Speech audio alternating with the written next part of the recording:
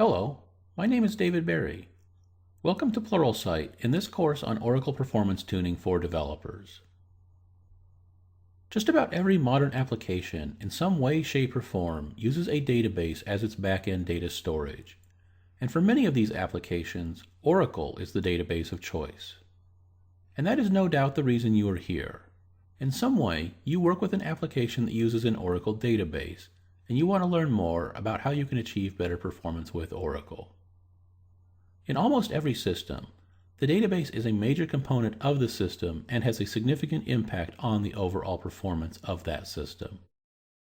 While other aspects of performance tuning are important as well, a poorly performing database and data access layer will almost certainly doom an application to failure.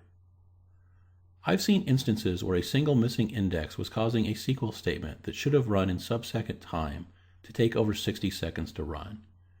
And I think we can all agree that very few users will be satisfied with any function that takes a minute or more to execute.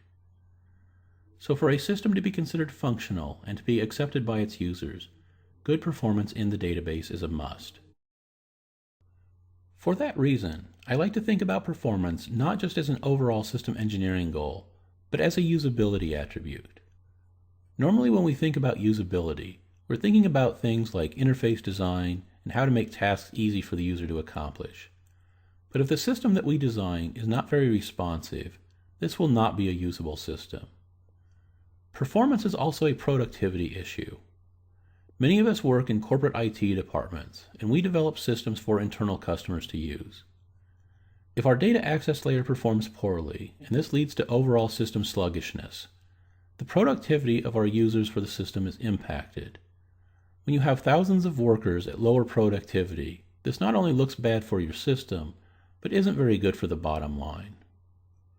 Finally, writing an application that performs well is important for cost considerations.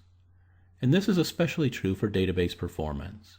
If the application you write doesn't take advantage of the proper constructs in Oracle and performs slowly, you may be looking at upgrading server hardware to support the higher amount of resources your application uses.